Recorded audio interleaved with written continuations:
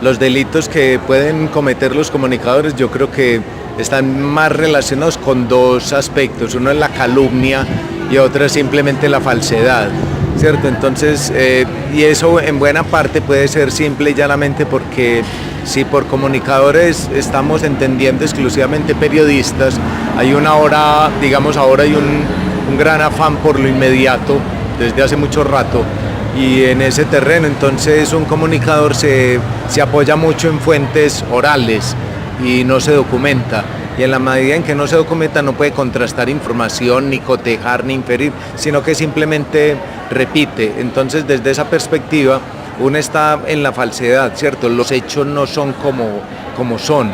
Y en el otro es la calumnia, o sea, se pone o se está hablando de alguien sobre una cosa que en realidad, por ejemplo, esa persona ni comentó, o se le acusa de algo sin tener noción, sino simplemente porque el otro dijo, aquel parece que hizo tal cosa. Entonces yo creo que el resto es una tipificación que no solamente, digámoslo en términos de delitos, comprometen a los comunicadores, sino a cualquier persona.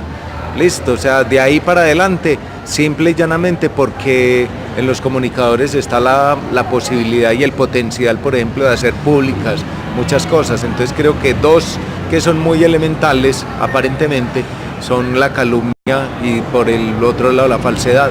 De resto, digamos lo que eso que preocupa a mucha gente, el plagio, yo no sé cuánto, eso finalmente descubriremos que cuando se trata de escritura y de información, todo el mundo rota sobre la misma parte y sobre la misma fuente.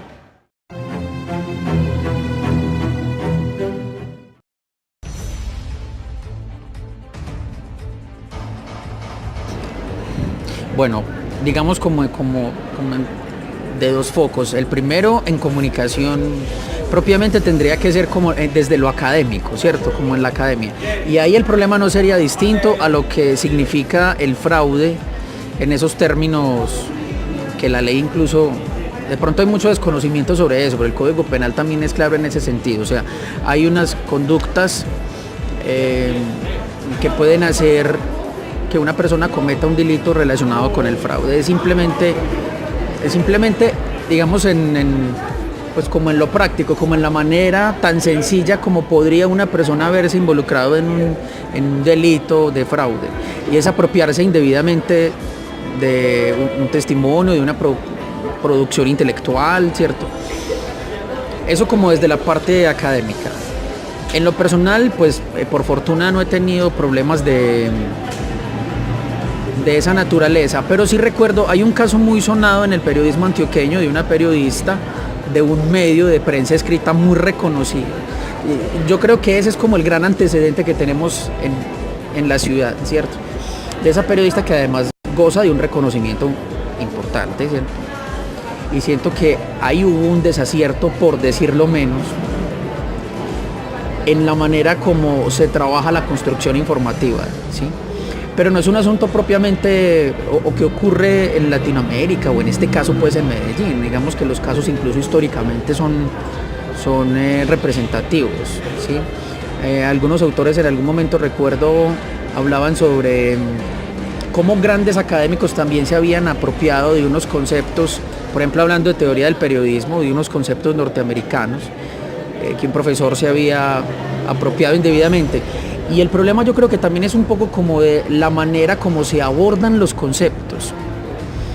Y entonces, si uno no es muy preciso y muy claro frente a cómo se cita una información, entonces termina uno siendo como el autor de esos conceptos, aunque de pronto no haya una intención muy directa, o sea, que haya como es una intención de cometer ese fraude, ¿sí? Pero hay unos descuidos, digámoslo de esa manera, y si uno no es muy preciso en cómo lo cita, también eso puede ser puede ser llamado, puede ser denominado, puede ser estipulado como una conducta de fraude. Es decir, las fronteras son muy invisibles en ese sentido, porque un descuido puede terminar siendo tipificado como una apropiación indebida en lo conceptual. Entonces digamos que como en esas dos perspectivas, en lo académico y en la comunicación, como cualquier otro fraude que puede cometerse, existen unas apropiaciones indebidas, a veces con una intención, ¿cierto? Como ocurrió por ejemplo en el caso de la periodista. Esta periodista de este medio lo hizo a propósito, ya sabía que estaba haciendo fraude, ¿cierto?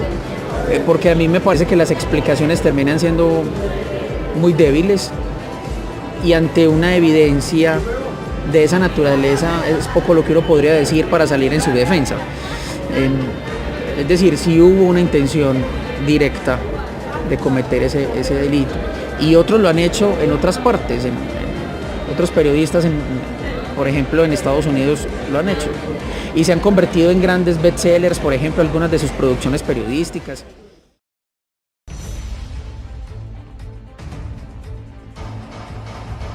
¿Hasta qué punto uno se puede meter en la vida privada de una persona?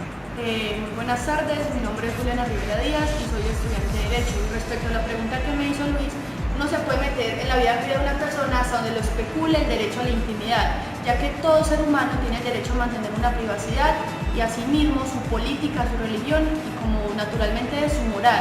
Por lo tanto, así tú seas menor de edad, ningún tutor legal tiene el derecho de meterte en tu vida privada y por lo mismo una jurisdicción tampoco, a menos de que tenga una orden acatada para interceptar tus comunicaciones o pues como ese tipo de cosas, pero en ningún momento se puede meter tanto en tu política como en tu religión ni en tus cosas más personales. ¿Conoces delitos comunes del abuso de la privacidad? Claro, en el artículo 197 del Código Penal se especifica un delito en concreto, que es cuando tú te metes en la vida privada de esa persona o en su intimidad sin su consentimiento.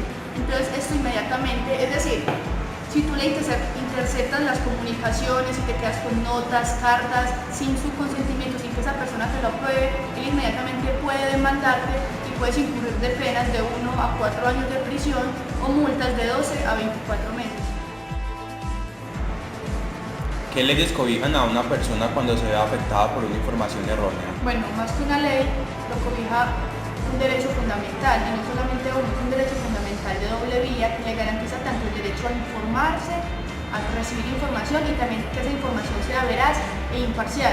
Un ejemplo, si tú te das cuenta de que se hizo una información totalmente falsa, tú inmediatamente podrás ejercer una acción de tutela que posiblemente en el mejor de los casos podrá ser apelada a la Corte Constitucional y así mismo te podrán hacer respetar tus derechos.